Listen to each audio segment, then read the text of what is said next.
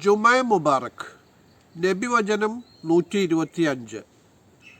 റമളാൻ മാസത്തിൽ ഒരു നോമ്പുകാരനെ ഒരാൾ നോമ്പ് തുറപ്പിച്ചാൽ അത് അവൻ്റെ പാപങ്ങൾക്ക് മാപ്പായി തീരുകയും നരകത്തിൽ നിന്നും അവന് മോചനത്തിന് കാരണമായി തീരുകയും ചെയ്യുന്നതാണ്. നോമ്പുകാരന് കിട്ടുന്നതിൻ്റെ തുല്യമായ പ്രതിഫലം അവന് കിട്ടുകയും ചെയ്യും. എന്നാൽ നോമ്പുകാരൻ്റെ പ്രതിഫലത്തിൽ യാതൊരു കുറവും വരുന്നതുമല്ല.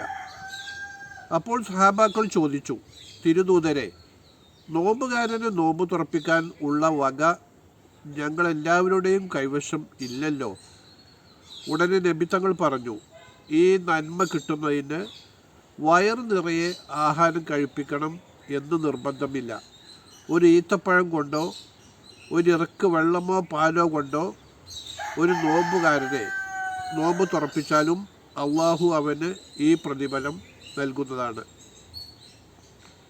ഈ മാസത്തിൻ്റെ ആദ്യ ഭാഗം റഹ്മത്തും, അതായത് അള്ളാഹുവിൻ്റെ അനുഗ്രഹവും, അതിൻ്റെ മധ്യഭാഗം മഗ്ഫിറത്തും അഥവാ പാപമോചനവും, അതിൻ്റെ അവസാന ഭാഗം നരകത്തിൽ നിന്നുള്ള മോചനവുമാണ്.